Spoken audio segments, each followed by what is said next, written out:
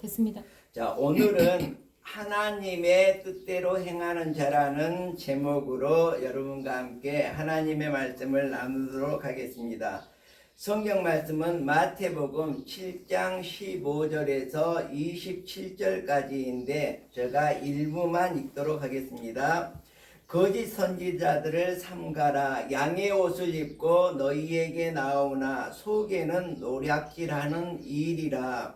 그들의 열매로 그들을 알지니 가시나무에서 포도를 또는 엉겅퀴에서 무화과를 따겠느냐. 이와 같이 좋은 나무마다 아름다운 열매를 맺고 못된 나무가 나쁜 열매를 맺나니 좋은 나무가 나쁜 열매를 맺을 수 없고 못된 나무가 아름다운 열매를 맺을 수 없느니라. 아름다운 열매를 맺지 아니하는 나무마다 찍혀 불에 던지느니라. 이러므로 그들의 열매로 그들을 알리라. 나더러 주여 주여 하는 자마다 다 천국에 들어갈 것이 아니요 다만 하늘에 계신 내 아버지의 뜻대로 행하는 자라야 들어가리라. 아멘. 자, 오늘 본문의 말씀은 마태복음 7장인데요. 마태복음 5장부터는 예수님께서 제자들을 향하여 교훈하시고 가르치는 상황이 나옵니다. 이것을 바로 산상수훈이라고 하죠. 산 위에서 제자들에게 가르쳤던 그러한 내용입니다. 마태복음 5장에 보면 어떤 내용이 나오느냐? 첫 번째로 복 있는 사람에 대해서 나옵니다. 복 있는 사람은 의를 위하여 박해를 받는 자가 복이 있다고 했습니다. 바로 이러한 사람이 천국에 들어갈 수 있다고 했죠. 그리고 또 누가 천국에 들어갈 수 있다고 했습니까? 심령이 가난한 사람이 천국에 들어갈 수 있다고 말하고 있습니다. 그래서 우리가 마태복음 제8복 중에서 첫 번째가 천국에 들어가는 방법인데 그것이 바로 우리의 심령이 가난해져야 된다는 거거든요. 우리의 심령이 가난해진다는 것은 뭐라고 했습니까? 바로 우리 마음속에 악이 가득 들어차 있고 정말 세상에 욕심이 가득 들어차 있을 때 그것이 지저분한 것입니다. 그렇지만 우리가 세상에 이런 지저분한 것들을 모두 다 정말 내려놓을 때 우리의 마음속이 깨끗해져서 바로 하나님의 말씀을 우리 마음속에 받아들일 수 있도록 또 예수님을 우리 마음속에 영접할 수 있도록 깨끗함을 받을 수 있다는 그런 뜻입니다. 그래서 이렇게 우리의 마음이 청결하고 깨끗하게 준비된 자가 바로 천국에 들어갈 수 있다는 것이고, 두 번째 또 천국을 소유할 수 있는 사람은 뭐라고 했습니까? 의를 위하여 박해를 받는 자가 천국에 들어갈 수 있다고 했습니다. 그래서 여러분들도 의를 위하여 핍박을 받거나 박해를 받을 때 기뻐하시기 바랍니다. 왜 그렇습니까? 바로 내가 이러한 상황이 연출될 때에 나는 천국의 사람이기 때문에 그렇다고 이해를 하시면 될 것입니다. 자, 그 다음에 너희는 세상의 소금이요 너희는 세상의 빛이라고 말하고 있습니다. 그래서 우리가 산상수훈 바로 마태복음 5장, 6장, 7장에 나오는 예수님께서 산 위에서 하셨던 이 설교를 보면 우리가 삶에 있어서 전반적인 우리의 이정표를 이렇게 제시해주고 있는 것을 볼 수가 있습니다. 그리고 그 다음에 예수님께서는 율법에 대해서 얘기하고 있습니다. 율법을 폐하러 온 것이 아니요 온전하게 하려고 왔다고 했습니다. 자, 율법이라는 것은 무엇입니까? 바로 삶의 규칙입니다. 하나님께서 정해주신 규격이거든요. 그래서 이 우리가 법을 어기면 제재를 받듯이 바로 이 하나님의 율법을 어기게 되면 어떻게 됩니까? 천국에 들어갈 수가 없죠. 자, 그런데 우리가 수백 가지, 우리나라에도 지금 수만 가지, 수십만 가지의 법이 있거든요. 조례까지 따지자면 수십만 가지의 조례인데 이 법을 모두 지킬 수가 없습니다.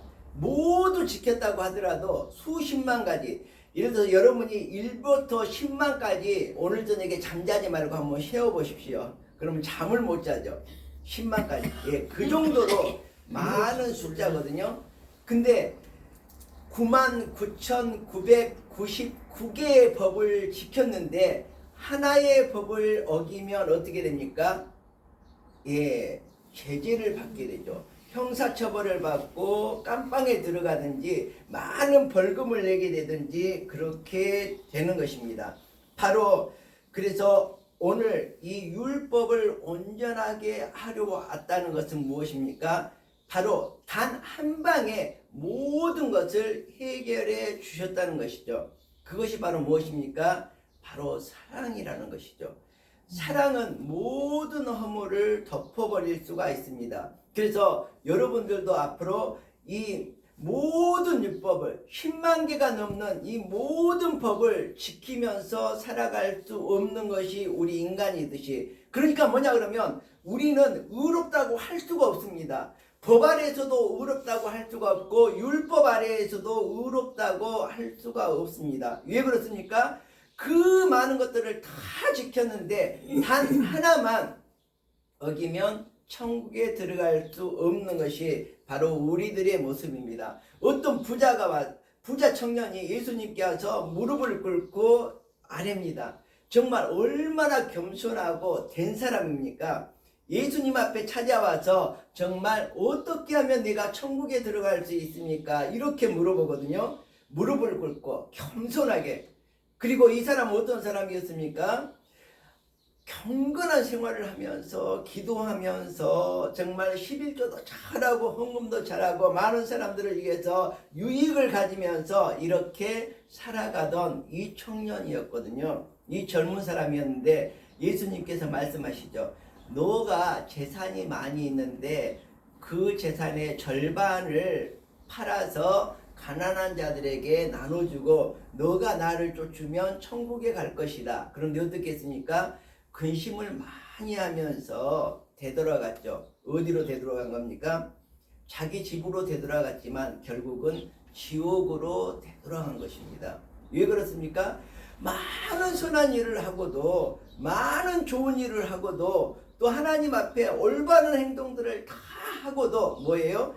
하나를 지키지 못하면 바로 지옥에 가는 것, 이것이 바로 율법이라고 볼 수가 있는데 바로 예수님께서는 이 율법을 모두 폐하러 온 것이 아니라 모두 다 우리가 지킬 수 있도록 오신 것입니다. 그것이 무엇입니까? 바로 사랑입니다. 사랑이라는 것이죠. 사랑은 모든 허물을 덮어버리고 그리고 정말 우리들이 정말 흉악한 원수가 있다고 하더라도 그를 사랑으로 감싸게 되면 어떻게 된다 그랬어요? 피인 숯불을, 어제 우리가 돼지 흑돼지를 숯불에 구워서 먹었는데 어떻습니까? 얼마나 뜨겁겠습니까? 근데 그 피인 숯불을 그 원수의 머리 위에 올려놓는 것, 이것이 바로 사랑이라고 했거든요. 그래서 왜 그렇습니까?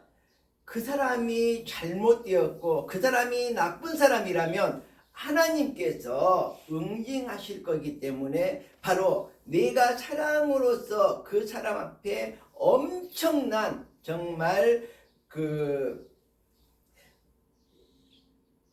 무거움을 정말 핀 숯불을 머리 위에 올려놓는 것과 같은 그러한 모습을 볼 수가 있다는 것이죠. 제가 오늘 이게 설교의 본문이 아닌데 얘기를 하다 보니까 좀 길어지고 있습니다. 하여튼 빨리 끝내도록 할게요. 자, 그리고 네 노하지 말라고 하고 있습니다.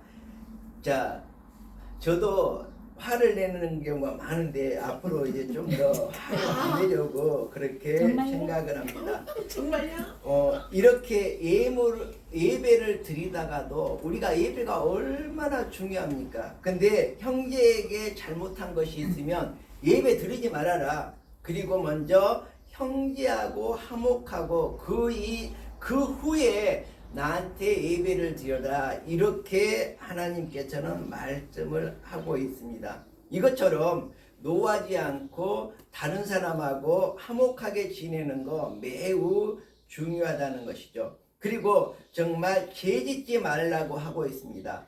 자, 우리가 이 세상에서 하나님의 명하신 명령을 어기면서 죄를 지었다. 그러면 어떻게 됩니까? 내 백체 중에 하나가 없어지고 온몸이 지옥에 던지지 않고 천국에 가는 것이 나을 것이다. 내 눈이 범죄하거든 내 눈을 빼버리고 천국에 들어가는 것이 낫고, 내 손이 범죄하거든 내 손을 잘라버리고 천국에 가는 것이 낫고, 내 발이 범죄하거든 내 발을 잘라버리고 장애인 상태로 천국에 들어가는 것이 낫지, 온전한 상태로 지옥에 가는 것보다 정말 내 백체가 없어진다고 하더라도 정말 우리들이 선을 행함으로 천국에 들어갈 수 있어야 되겠습니다. 주님께서는 또 어떻게 말씀하십니까? 굉장히 무서운 말씀하시거든요. 내 소자 하나를 실족해 하면 연자맷돌을, 무거운 돌이지 않습니까? 목에 걸고 바다에 빠뜨리라, 이렇게 얘기를 하고 있거든요. 정말 무서운 말이거든요. 그래서 저도 정말 한 사람의 영혼을 내가 정말 실족지 않기 위해서 항상 생각을 하고 있는데, 또 저가 그러한 사람인지도 모르죠. 자, 그리고 이제 어떻게 말합니까? 맹세하지 말라. 오직 너희 말은 옳으면 옳다, 아니면 아니라 하라, 이렇게 말하고 있거든요. 그 다음에 악한 자를 대적하지 말라고 합니다. 누구든지 내 오른뺨을 치거든 왼편도 돌려대라고 말하고 있습니다. 그리고 원수를 사랑하라고 말하고 있습니다. 제가 조금 전에 율법에 관련돼서 얘기를 했지만, 원수를 사랑하며 너희를 박해하는 자를 위하여 기도하라고 이렇게 5장에서 말씀을 하고 있고, 다음으로 6장에서는 어떤 말씀을 하고 있느냐. 6장에서 첫 번째로 구제함을 은밀하게 하라, 이렇게 말하고 있습니다. 그래서 너의 구제함을 은밀하게 함으로써 하나님 앞에 칭찬을 받을 수가 있는 것입니다. 그리고 너희는 이렇게 기도하라고 말하고 있습니다. 정말 사거리에 서가지고 손을 들고 멋쩍게 이렇게 기도하는, 최근에 어떤 목사님은 정말 멀쩡하게 자기가 살아있는데 자기가 자기 동상을 제막식을 합니다. 이것이 우상숭배가 아니고 무엇이겠습니까? 바로 사거리에서 나는 거룩하게 살았습니다, 나는 위대하게 살았습니다, 이렇게 말하면서 하나님을 잘 섬긴다고 이렇게 하면서 제막식을 할 이유는 뭐가 있겠습니까? 정말 내가 죽어서 제자들이라든지 아니면 다른 사람들이 나를 초항해서 동상을 세워준다면 모르겠지만, 자, 그 다음에는 이렇게 기도하라고 가르치고 있습니다. 골방에 들어가서 문을 닫고 은밀한 중에 계시는 하나님께 기도하라고 말하고 있습니다. 여러분들도 잠자기 전에 꼭 3분 정도 두 손을 모으고 정말 하루를 정리하고, 그리고 또 정말 나를 위해서, 나의 가족을 위해서, 그리고 나의 이웃을 위해서, 이 민족과 이 나라를 위해서, 온 인류를 위해서 기도할 수 있기를 바랍니다. 아멘. 그리고 매일 아침 일어나면 1분이라도 하나님 앞에 새날을 주심을 감사하고 또 하루를 멋지게 살아갈 수 있도록 기도할 수 있으면 참 좋겠습니다. 아멘. 자, 그리고 나서는 외식으로 금식하지 말라고 경고하고 있습니다. 오직 은밀한 중에 계신 내 아버지께 보이게 하라는 것이죠. 그래서 정말 우리가 외식으로, 우리가 겸손한 척, 우리가 예식으로 흠이 없는 척 이렇게 하지 말고, 정말 은밀한 중에서 나의 모든 것을 처음부터 끝까지 머리털까지라도 세신 바 되시는 우리 하나님 앞에 정말 나의 모든 것을 내려놓으라는 것입니다. 그리고 마지막으로 보물을 하늘에 쌓아두라고 말하고 있습니다. 왜 그렇습니까? 내 보물이 있는 곳에 너의 마음도 있다고 말하고 있습니다. 여러분들도 이 땅에다가 차곡차곡 창고에 가득 여러분의 보물을 쌓아둔다면 그것은 곧 어떻게 됩니까? 결국은 내 것이 아닙니다. 네. 하늘에 갈 때 어떻게 합니까? 다 빈손으로 가게 되거든요. 그래서 알렉산더가 그랬다고 하죠. 자기가 죽을 때 관양 옆에 구멍을 뚫으려고 했습니다. 그래서 구멍을 뚫어서 내 양손을 모든 사람 앞에 보이게 하라 이렇게 했다고 그러거든요. 왜 그렇습니까? 내가 온 천하를 얻고 온 천하를 호령하고 부귀영화를 모두 다 누렸던 사람이지만 내가 갈 때는 빈손으로 간다. 너희 보고 그것을 깨달으라고 했던 것입니다. 자, 이제 바로 오늘 본문의 제7장으로 넘어오도록 하겠습니다. 7장에서 처음에 뭐라고 합니까? 비판을 받지 아니하려거든 비판하지 말라. 그리고 구하라 찾으라 문을 두드리라. 여러분이 너무나 잘 알고 있는 부분이 바로 상상주문의 내용이라고 볼 수가 있거든요. 그리고 좁은 문으로 들어가라. 생명으로 인도하는 문은 좁고 그 길이 협착하여 찾는 이가 적고.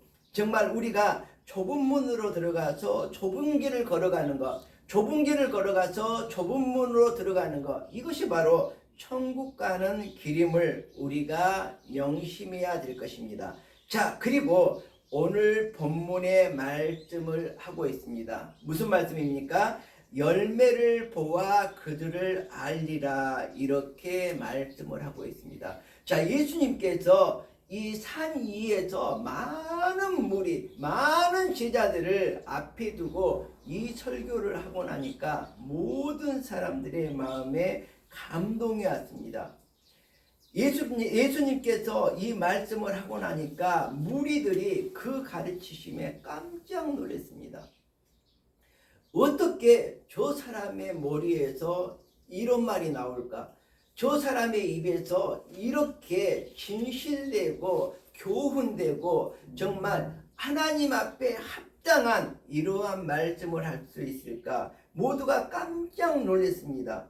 그래서 이 말씀을 마치심에 무리들이 그의 가르치심에 놀라고 어떻게 얘기를 했습니까? 이는 그 가르치는 것이 권세 있는 자와 같고 그들의 지도자들과 서기관이나 바리새인이나 이런 사람들과 장로들이나 대제사장들이나 같이 하냐고 정말 권위가 있었다는 거거든요. 자, 그래서 오늘 서론으로 제가 산상수훈의 내용을 간단히 말씀을 드렸고요. 이제 오늘 본문의 말씀을 여러분에게 드리려고 합니다. 너무 길죠, 지루하고.